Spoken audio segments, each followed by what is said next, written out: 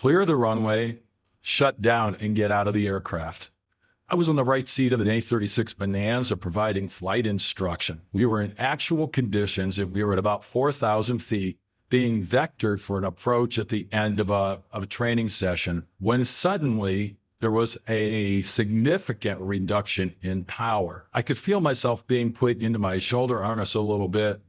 As we're doing this, I'm holding just a little back pressure to hold altitude and the airplane's slowing to best glide speed. And I talked the pilot through the engine failure procedure, switching fuel tanks. That didn't do anything. Auxiliary fuel pump, that made it run a little rougher, turn it back off. Mixture all the way in, verify the magnetos, and pulled alternate air in that particular model of airplane. As the plane slowed to best glide speed, my vertical speed reached about 0 as well. And I was able to hold altitude at best glide.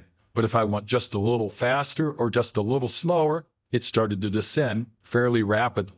I keep the microphone, told Wichita approach that I had a partial power loss, declaring an emergency, giving me a vector direct to the Jamara airport. And he gave me a headache. I began to slide that way.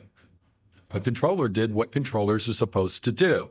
Said, turn left heading 240 to intercept the final approach course. And I told the controller negative, I'm going to maintain a heading directly to the airport. The intimate of trying to make this as easy as possible for you, as the controller said, descend and maintain 2,500 feet. I said, negative, I'm going to maintain 4,000 feet until you tell me I'm 2 miles from the airport. The controller, in trying to make things as easy as possible for me, was setting me up for failure had the engine completely quit. I started a descent, popped out of the clouds where we expected to. The airport's right in front of me, right there, and we made an otherwise normal landing.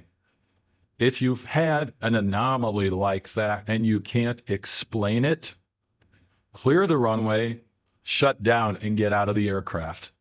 Because when we came to a stop on the ramp and got out of the aircraft, suddenly I could smell a lot of fuel. Opening up the cowling, we found that the fuel injection line had somehow separated from the fuel injector nozzle and it popped loose and it was just spraying fuel everywhere. So I learned several lessons out of this experience. The first is we are pilot in command of our flight. When you have an emergency, don't ask the controller to tell you what to do. Tell the controller what you want to do and ask for what information you need to make that happen. And the last thing I learned is that after any engine anomaly, especially something that isn't clear-cut, you haven't totally explained, get the airplane on the ground, bring it to a stop, evacuate the aircraft there, just in case.